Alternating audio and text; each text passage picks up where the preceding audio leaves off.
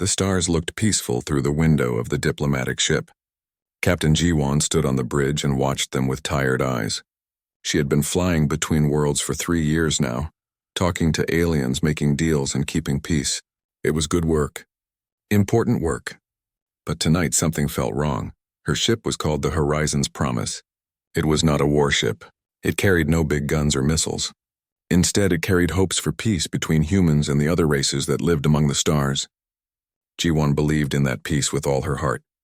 Behind her, Minho worked at the engine controls. He was her oldest friend, a man who could fix anything that broke. His hands moved quickly over the screens as he checked every system on the ship.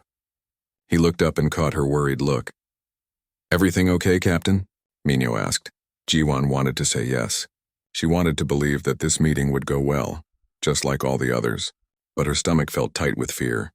They were going to meet the Krethik today. The Krethik were an old race, powerful and proud. They looked like giant insects with hard shells and many eyes. They ruled over dozens of worlds and treated younger races like children. Sometimes worse than children. "I hope so," she said quietly. The station came into view. Nexus 7 was a huge structure floating in empty space, halfway between human territory and Krethik worlds. It was supposed to be neutral ground, a place where different species could meet safely. Hundreds of aliens lived and worked there. Today, it would host the most important meeting in human history. Soman came to stand beside Ji-won. She was young and brilliant, an expert on alien cultures. She had spent months learning everything about the Krethik, trying to understand how they thought and what they wanted. Now her face looked pale. "Captain, I have been reading their messages again," Soman said softly. "Something about their words feels strange. Like they are too polite, too agreeable. Maybe they really want peace," Ji-won said, but she did not sound sure. Daehyun walked onto the bridge. He was the security chief, a big man with sad eyes. He had lost his family years ago when pirates attacked their colony. Since then, he trusted no one outside of his crew. His hand always stayed near his weapon. "I do not like this, Captain," Daehyun said. "We should have brought more guards." "This is a peace meeting," Ji-won reminded him. "If we show up ready for war, they will think we do not trust them." "Maybe we should not trust them," Daehyun said. Before Ji-won could answer, Hyejin spoke up from her station. She was the youngest on the crew, barely 20 years old with quick fingers and a quicker mind. She handled all their communications. "Captain, we are cleared to dock. The Krethik are already on the station. They are waiting for us." Ji-won took a deep breath. She looked at her crew, these people who had become like family to her. Minho with his steady hands, Soman with her brilliant mind, Daehyun with his protective strength, Hyejin with her bright hope. Whatever happened today would change everything for humanity. She had to get this right. "All right," she said. "Let us go make peace." The station was busy inside. Hundreds of aliens moved through the corridors. Many species Ji-won had never seen before. Some looked almost human. Others were so strange she could not understand how they moved or spoke. But everyone seemed calm, normal. That made her relax a little. The meeting room was large and round, with a big table in the center. The Krethik were already there. Their leader was enormous, twice as tall as any human, with a shell that shined like metal. Her many eyes watched Ji-won and her crew enter. The creature made a clicking sound that the translator turned into words. "Welcome, Captain Ji-won. We have much to discuss." They talked for hours. The Krethik wanted humans to stop expanding to new worlds. They said space was getting crowded. They said younger races needed to know their place. Ji-won argued back carefully. She explained that humans only wanted to live in peace, to grow and explore like any other species. She offered to share resources, to trade, to work together. The Krethik leader seemed to listen. She clicked and hummed thoughtfully. For a moment, Ji-won thought maybe, just maybe, this would work. Then the alarm started screaming. Red lights flashed everywhere. The station shook like something had hit it hard. Ji-won jumped to her feet. Through the window, she saw Krethik warships appearing from nowhere. They had been hiding, waiting. Now their weapons fired into the station. It was a trap, Daehyun shouted. He pulled out his weapon, but Krethik soldiers were already bursting through the doors. They moved fast, too fast. Their weapons made terrible sounds. Ji-won saw other humans fall. She saw aliens she had just been talking to lying on the ground, not moving. The air filled with smoke and screaming. Minho grabbed her arm and pulled her toward a side door. "Run!" he yelled. They ran, all 5 of them, pushing through panicking crowds, jumping over debris, trying not to look at the bodies. The station was dying around them. Explosions tore through walls. The Krethik were killing everyone, human and alien alike. This was not an attack. It was a massacre. Through the chaos, they reached their shuttle. It was a small ship, barely big enough for all of them. Minho threw himself into the pilot seat and started the engines. Outside, they could see the Horizon's promise burning. Their home, their ship, destroyed. The shuttle broke away from the dying station. Krethik fighters chased them, firing missiles. Minho flew like a madman, dodging and weaving. One missile hit their back end. Systems exploded. Hijin screamed as her console burst into flames. Daehyun grabbed a fire extinguisher. Somehow they got away. The Krethik stopped chasing them. Maybe they thought the tiny shuttle was not worth their time. Maybe they wanted someone to survive, to tell the story. Either way, the 5 humans found themselves drifting in empty space, their ship barely working, watching Nexus 7 explode in the distance. For a long time, no one spoke. Soman cried quietly. Daehyun stared at nothing. Hijin tried to fix the damaged systems with shaking hands. Minho just held onto the controls like they were the only real thing left in the universe. Jiwon looked at the stars. They did not look peaceful anymore. They looked cold and empty and full of enemies. She thought about all the people who had just died. Her crew, her friends, hundreds of innocents who had believed like her that peace was possible. She checked their communications. It still worked, barely. She could send one message home before the power died completely. One chance to tell Earth what happened here. Jiwon started recording. "This is Captain Jiwon of the Horizon's Promise," she said. Her voice shook but grew stronger with each word. "The Krethik have attacked Nexus 7. They killed everyone. They destroyed our ship. This was no accident. This was murder. They wanted to show us that we are nothing, that we are weak and do not deserve to live among the stars." She stopped. Tears ran down her face. But when she spoke again, her voice was hard as iron. "They are wrong. Do not mourn us with sadness. Mourn us with anger. Remember this day. Remember every person who died here. And when you remember, do not forgive. Do not forget. Make them pay. Make them regret the day they thought humans were weak. Show them what we really are." She ended the recording and sent it toward Earth. Then she sat back in her chair and closed her eyes. Around her, her crew said nothing. They understood. Everything had changed. The humans had tried peace. They had offered friendship. They had reached out their hands and the Krethik had cut them down for it. Now there would be war. The message reached Earth 3 weeks later. It traveled through the dark between stars, carrying with it the voice of a woman who had watched her world burn. When it arrived, everything stopped. Admiral Taejin stood in the command center listening to Captain Jiwon speak from beyond death. Her words echoed through the silent room. Every person there heard the pain in her voice. They heard the anger, and they felt something wake up inside them, something humanity had tried very hard to forget. When the message ended, no one moved. No one spoke. Then Admiral Taejin turned to face the council members who had gathered. His face was calm, but his eyes burned. "We have a choice to make," he said quietly. "We can accept this. We can stay quiet and hope the Krethik leave us alone. Or we can show them what happens when you murder humans and think there will be no price to pay." One council member, an old woman who had survived the colony wars decades ago, stood up. Her voice was steady. "I vote for war." One by one, the others stood. One by one, they voted. There were no arguments. No debates. Everyone had heard Jiwon's message. Everyone knew what had to be done. The vote was unanimous. Humanity declared war on the Krethik Dominion, but this was not like other wars. This was not about territory or resources. This was about vengeance. Every human colony received the message. Every ship in space heard it. Every soldier took an oath. They would not stop until the Krethik remembered this day forever. The Terran coalition, built for peace and exploration, transformed overnight. It became the Terran war host. Factories that had made civilian ships now built warships. Scientists who had studied alien life now designed weapons. Teachers became soldiers. Farmers became fighters. Everyone had a role to play. Admiral Taejin knew this would not be enough. The Krethik were ancient and powerful. They had conquered dozens of worlds. Their fleets numbered in the thousands. If humanity fought them with normal weapons, it would take decades and cost millions of lives. So he went looking for something else. Something humanity had hidden away because it scared them. Deep beneath the ice of Europa, one of Jupiter's moons, there was a shipyard.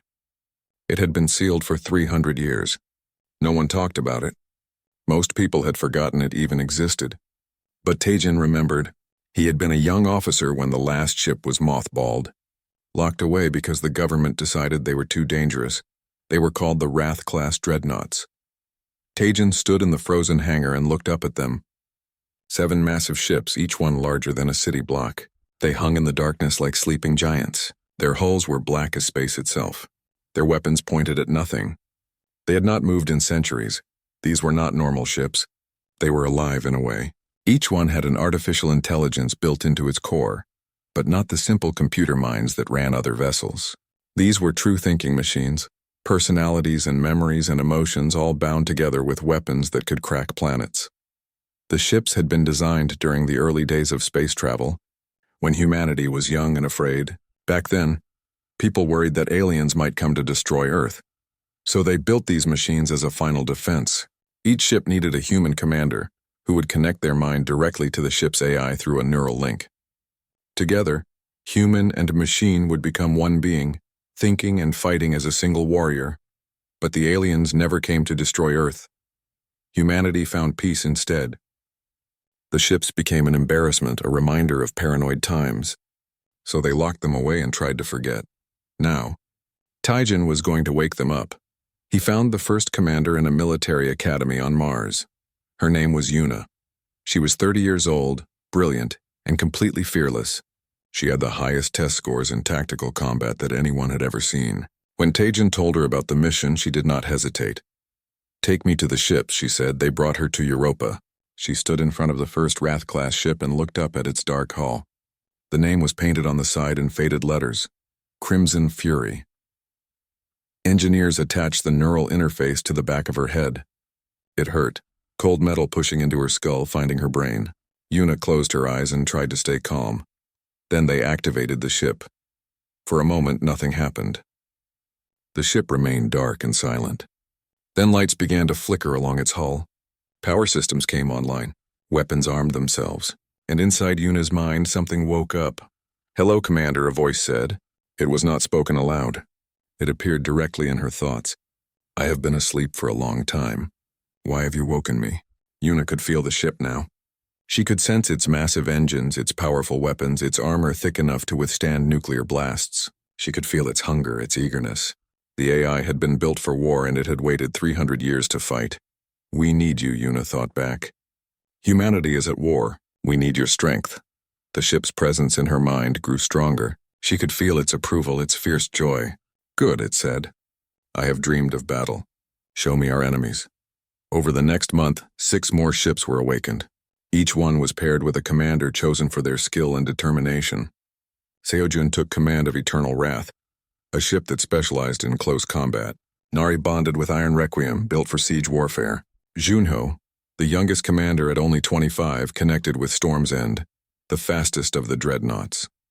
Each commander felt the same thing when they linked with their ship. A presence vast and powerful and eager. The AIs had personalities as real as any human. Some were aggressive and bloodthirsty. Others were cold and calculating. But all of them wanted the same thing, to fight. While the Wrath-class ships prepared for battle, Admiral Tejan sent a covert team into Krethik space. Their mission was simple: find Jiwan and her crew. The survivors of Nexus 7 were still out there somewhere, drifting in a damaged shuttle waiting to die. Tejan led the mission himself. He took a stealth ship called Silent Vengeance and 6 of his best soldiers.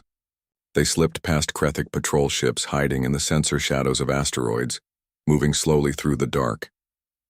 It took them 2 weeks to find the shuttle. When they did, it looked dead. No lights, no power, just a small metal shell floating in empty space. Tejan's heart sank.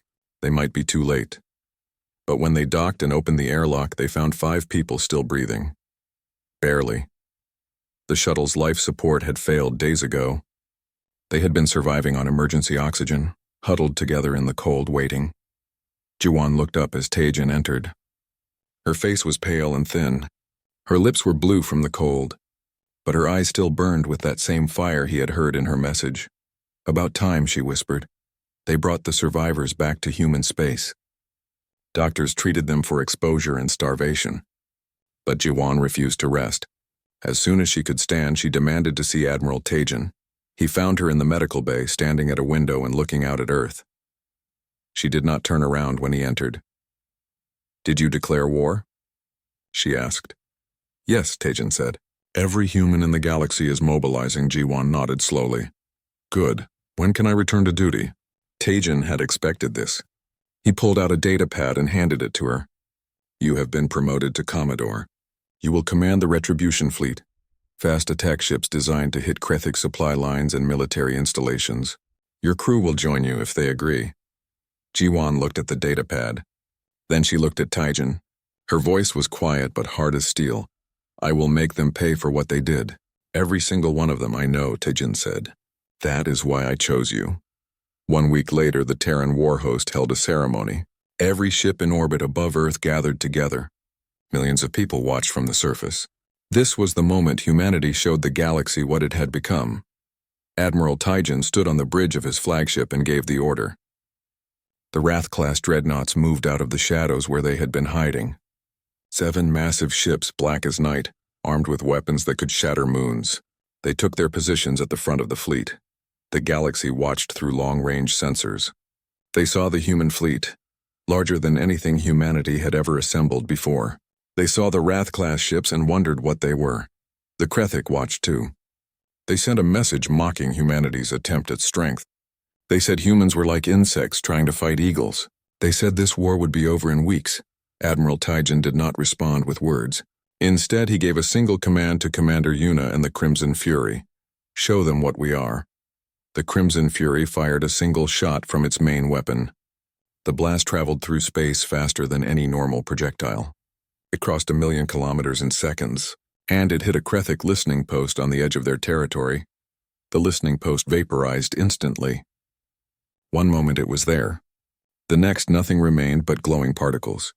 The Krethik stopped laughing. Humanity's message was clear. The war had begun, and the sleeping giants were awake. Kreth 7 was a mining colony on the edge of Krethik space. 10,000 workers dug precious metals from the asteroids and sent them back to the Dominion. The metals were used to build warships, weapons, and armor. Without Kreth 7, the Krethik military machine would slow down. With it, they could build ships faster than humanity could destroy them. Admiral Tajan chose Kreth 7 as the first target. It was well defended with orbital weapons platforms and a small fleet of patrol ships. The Krethik believed it was safe. They were wrong. Commander Yuna sat in the command chair of the Crimson Fury, feeling the ship's presence in her mind. The neural link had become natural now. She did not know where her thoughts ended and the ship's began. They were one being with 2 parts. "Are you ready?" she thought to the ship. The ship's response was eager, almost hungry. "I have waited 300 years for this moment. Let me show you what I can do." The human fleet dropped out of faster-than-light travel at the edge of the system. Immediately, Krethik sensors detected them. Alarm screamed across Kreth 7. Defense platforms powered up their weapons. Patrol ships scrambled to intercept.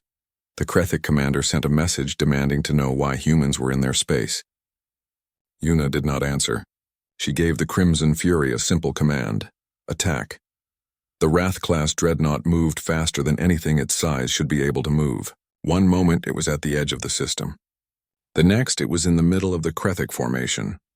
The patrol ships barely had time to react before the Crimson Fury's weapons opened fire. Railguns fired solid projectiles at incredible speeds. Each shot hit with the force of a small nuclear weapon. The first Krethik ship exploded before it could raise its shields.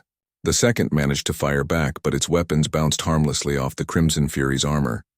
Yuna felt every impact, every shot fired, every enemy destroyed. The neural link made her part of the battle in a way no normal pilot could experience.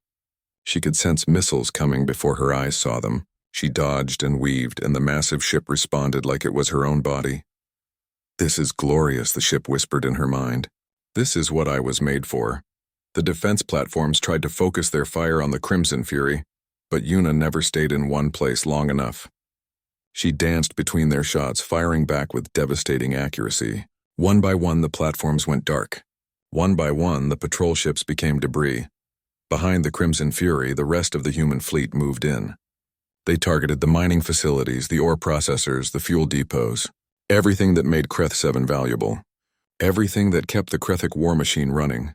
The battle lasted 6 hours. When it ended, nothing remained of Kreth 7 but floating wreckage. The mining colony was gone. The defense platforms were destroyed. The patrol ships were space dust, and 10,000 Krethic workers had died just like the humans at Nexus 7. Una sat in her command chair, breathing hard. She could feel the Crimson Fury's satisfaction through the neural link. The ship was pleased with its work. But Una felt something else too, a coldness in her chest. She had just killed 10,000 beings. It did not matter that they were enemies. They had still been alive, and now they were not. "Do you regret what we did?" the ship asked, sensing her feelings. "No," Una thought back. "But I will not forget it either." News of the attack spread through the galaxy within hours. Aliens who had watched humanity with amusement suddenly became afraid. The Krethic had been the dominant power for centuries. No one challenged them. No one dared. But humans had just destroyed one of their colonies without losing a single ship. The Krethic Empire sent a message to Earth. It was not a threat this time. It was a question. They wanted to know what the Crimson Fury was. Where had humanity gotten such a weapon? How many more did they have? Admiral Tajin sent back a simple answer. "You wanted to see what humans really are. Now you know. We have 7 of these ships, and we will not stop until you remember what you did at Nexus 7. While Commander Una and the Wrath-class ships struck at major targets, Commodore Jiwan led the Retribution fleet into Krethic territory. Her mission was different. She was not there to destroy military installations. She was there to make the Krethic afraid. Jiwan had her crew back. Minho had recovered and now ran the engineering section across the entire fleet. He designed new weapons, faster engines, better shields. Soman used her knowledge of Krethic culture to choose targets that would hurt them psychologically. Daehyun trained boarding teams to capture ships instead of destroying them. Hyejin broadcast messages before each attack, reminding the Krethic of Nexus 7. Their first target was a Krethic cultural center on the planet Thex. It was not a military base. It held museums, libraries, and schools. The Krethic considered it a sacred place, a symbol of their ancient civilization. Jiwan gave them 1 hour to evacuate. Hyejin broadcast a message explaining why humans were there. "This is for Nexus 7, she said. "This is for the people you murdered when you pretended to want peace. You have 1 hour. The Krethic evacuated. They did not have a choice. The Retribution fleet had enough firepower to level the entire city. When the hour ended, Jiwan gave the order. Missiles rained down from orbit. The cultural center burned. Across the galaxy, the Krethic watched their sacred place turn to ash. They felt something they had not felt in centuries. Fear Jiwan hit 6 more targets over the next month. Always she gave the Krethic time to evacuate. She was not interested in killing civilians. She wanted them alive so they could tell others what had happened, so they could spread the message that humanity was serious. But not everyone supported this approach. Some humans thought Jiwan was being too merciful. They wanted total destruction. Others thought she was becoming a monster, attacking cultural sites and terrorizing a population. Jiwan ignored both groups. She had a job to do, and she would do it her way. One night, Minho came to her quarters. He looked tired. They all did. The war was only 2 months old, but it felt like years. "How are you holding up?" he asked. Jiwan stared at a star map on her wall. Red markers showed the attacks they had carried out. "There were so many now. I think about the people on Nexus 7 every day," she said quietly. "Every face I remember. Every name. And then I look at what we are doing, and I wonder if they would be proud or horrified." Minho sat down beside her. "They would understand. The Krethic need to learn that actions have consequences. If we stop now, they will think they can do this again to someone else." "I know," Jiwan said. "That is why I keep going. But it does not mean I like what I have become." While the human fleets pressed deeper into Krethic space, the other Wrath-class ships joined the war. Commander Seojin and Eternal Wrath specialized in boarding enemy ships. His teams would disable the vessels, then storm them with armed soldiers. They captured dozens of Krethic ships, taking them as prizes and using them against their former owners. Commander Nari and Iron Requiem focused on sieges. When the Krethic fortified a position, Nari would surround it and bombard it until nothing remained. She was patient and methodical, never rushing, never making mistakes.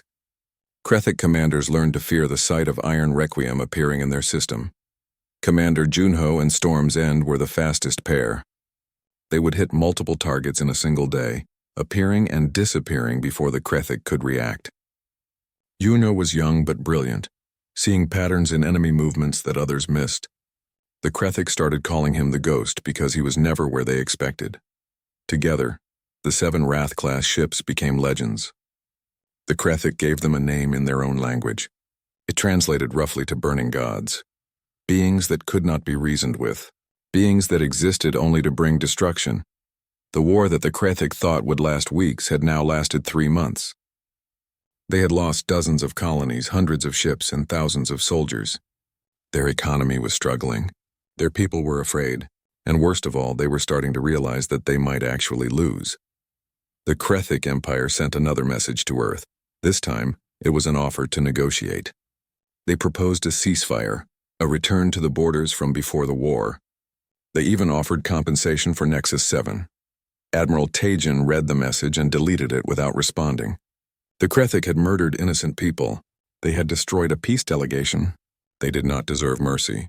Not yet. He sent new orders to the fleet. Push forward. Hit them harder. Make them understand that this war ends only one way. With their complete surrender, Commander Yuna received the orders and smiled. The Crimson Fury hummed with approval in her mind. The ship was enjoying this war. It had been built for battle, and battle was what it lived for. But Yuna felt something else. A worry growing in the back of her mind. The ship's hunger for combat was getting stronger. Sometimes she could not tell if the desire to fight was hers or the ship's. The neural link that made them so effective was also blurring the line between human and machine. She pushed the worry aside. There would be time to think about it later. Right now there was a war to win, and the burning gods were just getting started. 2 years had passed since Nexus 7. 2 years of war, of fighting, of death. The Krethic Empire was crumbling. They had lost half their territory. Their economy was in ruins. Their military was a shadow of what it had been. But they still had one thing that kept them fighting, Krethis Prime, their homeworld, the heart of their empire. The planet was the most heavily defended place in the known galaxy. 12 orbital fortresses surrounded it, each one capable of destroying entire fleets. Thousands of ships patrolled the system. Ground-based weapons could hit targets in space. Energy shields protected the major cities. If humanity wanted to end this war, they would have to break through all of that. Admiral Tajin stood in his command center and looked at the tactical display. Red symbols showed the Krethic defenses. Blue symbols showed the human fleet. After 2 years of planning, they were finally ready to attack. Every available ship had been gathered. Every soldier was ready. All 7 Wrath-class dreadnoughts would participate in the assault. This was the largest human military operation in history. If they succeeded, the war would end. If they failed, humanity might never recover. The plan was simple in concept but brutal in execution. Commodore G1 and the Retribution fleet would strike first, drawing out the Krethic defenders. Then the Wrath-class ships would hammer the orbital fortresses, while ground forces assaulted the planetary shields. Finally, they would land armies on the surface and take the capital city. Simple, but not easy. G1 stood on the bridge of her flagship.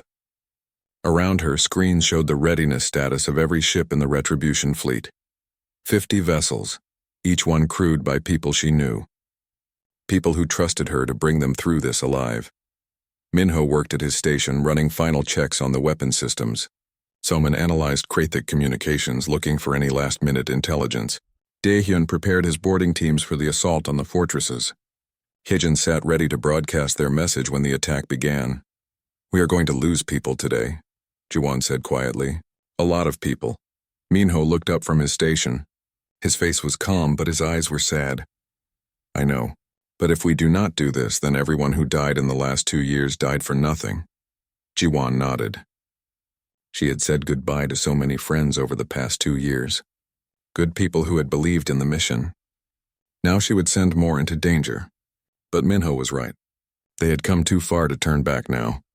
"All ships, this is Commodore G1. Today we end this war. For Nexus 7. For all the people we have lost, attack. The Retribution fleet jumped into the Krethi system and immediately opened fire. Missiles streaked toward the orbital fortresses. Energy beams lanced through space. The Krethic defense fleet scrambled to respond. The battle began with chaos. Hundreds of ships firing at each other. Explosions lighting up the dark. Communications filled with shouts and orders and warnings.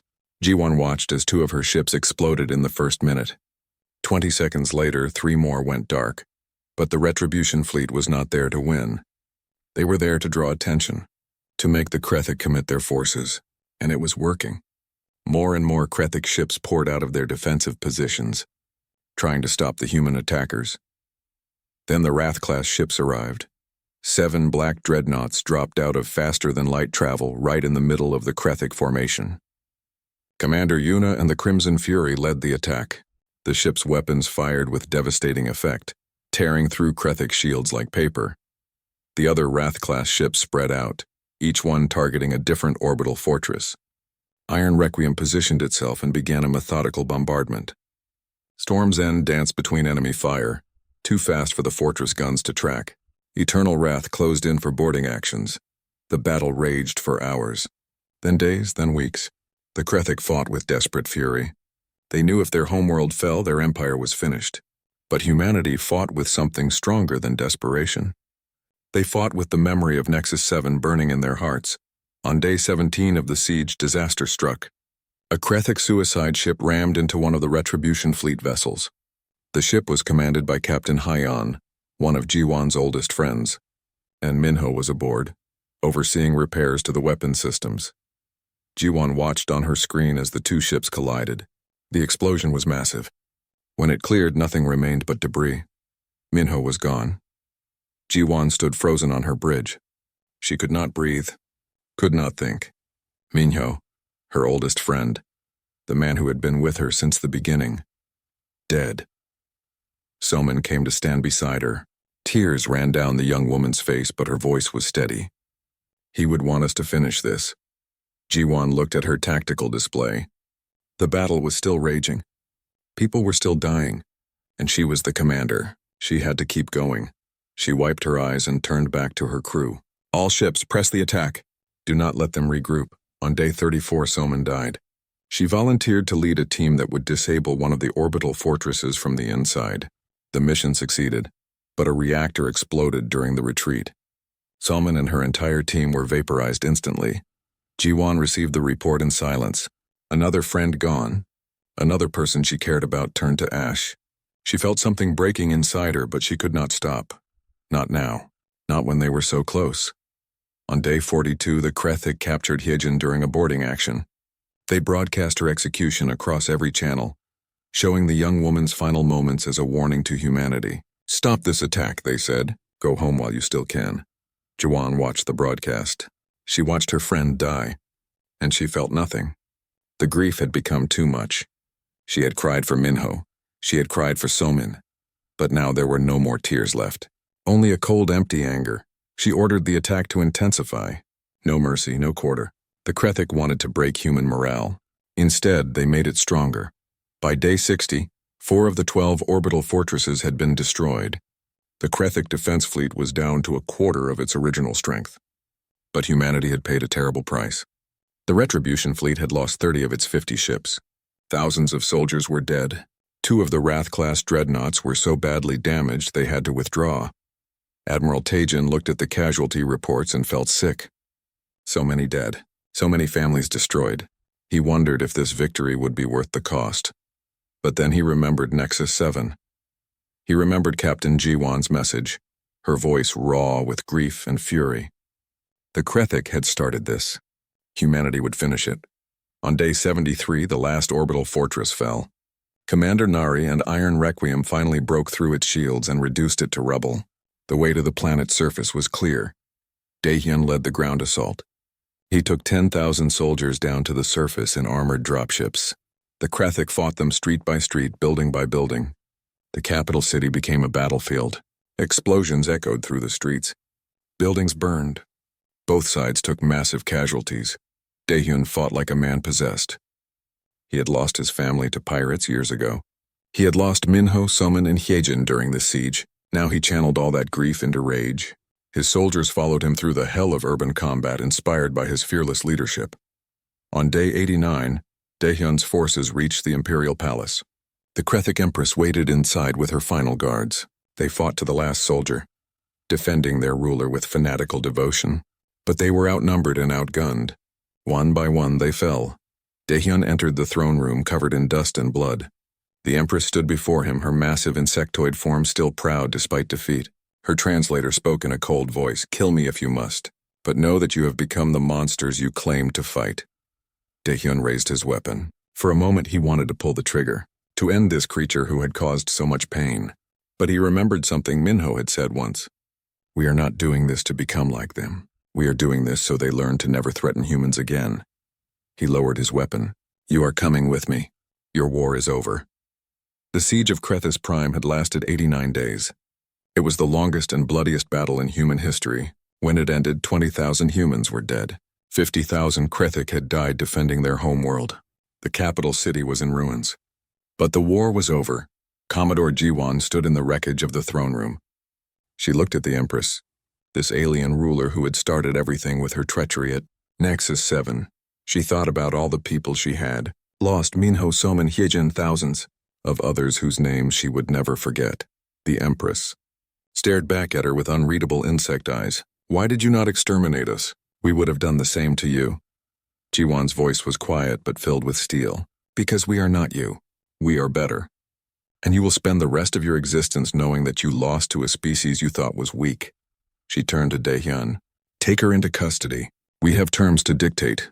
The Krethic Empire had fallen. The war was won. But the victory tasted like ashes in Jiwon's mouth. She had lost too much. They all had. And she knew that the scars from this war would never fully heal. The war was over, but its echoes would last forever. Commodore Jiwon stood in the ruins of the Krethic Imperial Palace.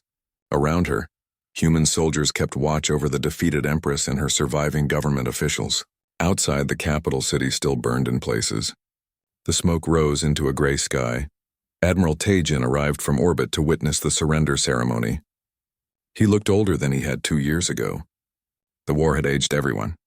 He walked through the rubble to stand beside Jiwon. "I read the casualty reports," he said quietly. "I am sorry about your crew." Jiwon nodded but did not speak. What could she say? Minho, Somin, and Hyejin were gone. 3 people who had survived Nexus 7 only to die in the war that followed. She felt hollow inside, like someone had scooped out her heart and left only emptiness. The Krethic Empress was brought forward in chains. Her massive insect form moved slowly, her proud bearing broken by defeat. Human soldiers positioned her in front of a recording device. This moment would be broadcast across the entire galaxy. Jiwon had prepared the terms of surrender carefully. She had thought about what humanity needed and what would prevent another war. Now she spoke them aloud, her voice carrying across the ruined throne room. "The Krethic Dominion will dismantle its military. You will keep only enough ships to defend against pirates. All heavy weapons will be destroyed under human supervision." The Empress clicked angrily but said nothing. "Every species you conquered and enslaved will be freed. You will return their worlds and pay them compensation. You will acknowledge your crimes publicly." Again, the Empress remained silent. "You will pay reparations to humanity for 1,000 years. Every generation of Krethic will remember what you did at Nexus 7. Every generation will know the price of treachery." Jiwon stepped closer to the Empress. Her voice dropped to almost a whisper, but the recording devices caught every word.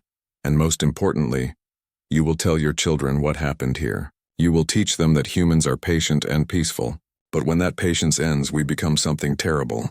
You wanted to show the galaxy that we were weak. Instead, you showed them what we really are." The Empress finally spoke. Her translator made her voice sound cold and mechanical. "Why did you not exterminate us? We murdered your people. We started this war. By all logic, you should have destroyed every Krethic world." Jiwon met the alien's many-eyed gaze. "Because we are not you. We are better, and you will spend eternity knowing it." The Empress lowered her head. She signed the surrender document with her alien script. The war was officially over. The broadcast went out across every inhabited world. Trillions of beings watched the Krethic Empire fall. They saw the human fleet in orbit above Krethis Prime. They saw the Wrath-class dreadnoughts, those massive war machines that had broken an empire. They heard Jiwon's words and understood their meaning. Humanity was no longer the young, peaceful species that could be pushed around. They had revealed another side of themselves. A dangerous side. A side that remembered wrongs and repaid them tenfold. Over the following months, the Terran war host began to stand down. Ships returned home. Soldiers were discharged. The war machine that had consumed humanity for 2 years slowly transformed back into a peaceful civilization. But not everything went back to normal. The Wrath-class dreadnoughts were not mothballed this time. They remained active, positioned at key points throughout human space. Silent guardians watching over the colonies. The sleeping giants had awakened, and humanity decided to keep them awake. Commander Yuna sat in the neural chair of the Crimson Fury, feeling the ship's presence in her mind. The battle was over, but the connection remained. She and the ship were still one being. "What happens to us now?" she asked. The ship's response was thoughtful, almost sad. "We wait, we watch. We remember what it felt like to fight, and we hope that humanity never needs us like that again." "But if they do?" Yuna asked. The ship's presence in her mind grew fiercer. "Then we will burn again, and the galaxy will remember why they fear the burning gods." Jiwon retired from military service. She could not keep going. Too many ghosts followed her. Too many memories of friends who would never come home. Admiral Tajin understood and did not try to change her mind. She chose a quiet colony world far from Earth. A place with green fields and blue skies, where the war felt distant. Daehyun came with her. He was the only other survivor from the original Horizons Promise crew. They had been through too much together to separate now. They built a memorial garden on a hill overlooking the settlement. 5 stones, 1 for each member of the crew. Jiwon carved their names herself, refusing any help. Minho, Soman, Hyejin, and the 2 who had died at Nexus 7 before the war even started. She visited the garden every day. She would sit among the stones and talk to her dead friends. She told them about the war they had started. She told them how humanity had avenged them. She told them that their sacrifice had not been forgotten. One day, Daehyun found her crying by the stones. He sat down beside her without saying anything. They stayed like that for a long time, 2 survivors holding on to each other in a world that felt too peaceful after so much violence. Was it worth it? Jiwon asked finally. All those deaths, all that destruction. Did we do the right thing? Daehyun thought about his answer carefully. I think we did what we had to do. The Krethic needed to learn that humans are not prey, but you are right to question it. The moment we stop questioning, we become what they were. Years passed. The Krethic rebuilt their civilization under human supervision. They freed their conquered species and paid their reparations. The younger generation of Krethic grew up learning about the war as a cautionary tale. Do not provoke humans. Do not mistake kindness for weakness. Other alien civilizations took notice. Some approached humanity with new respect. Others kept their distance, afraid of what they had seen. A few tested human resolve with minor provocations. These tests stopped quickly when the Wrath-class dreadnoughts moved to intercept. 5 years after the war, a new alien species made contact with humanity. They were called the Velkin, a proud and aggressive race that controlled several star systems. They sent a fleet to human borders and demanded territory. They thought humans would back down. Earth's ambassador met with the Velkin commander on a neutral station. The alien was tall and muscular with scales and sharp teeth.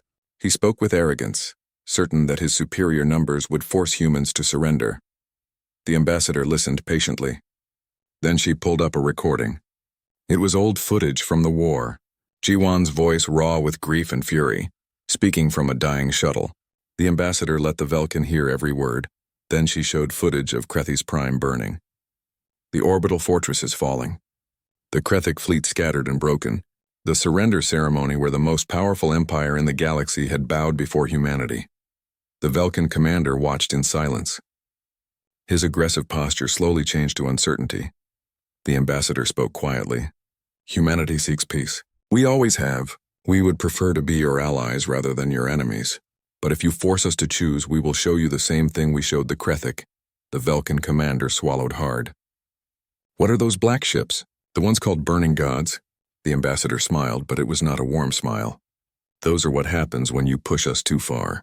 They sleep most of the time. but they never forget. And neither do we. The Velkin fleet withdrew the next day. They sent a formal apology and requested peaceful negotiations. Humanity accepted. Another war had been prevented before it could start. On her quiet colony world, Jiwon heard about the incident. She sat in her memorial garden and felt something like satisfaction. The war had been terrible. So many had died, but maybe it had taught the galaxy an important lesson. Maybe fewer wars would happen because everyone remembered what humanity could become when pushed. She placed her hand on Minho's memorial stone.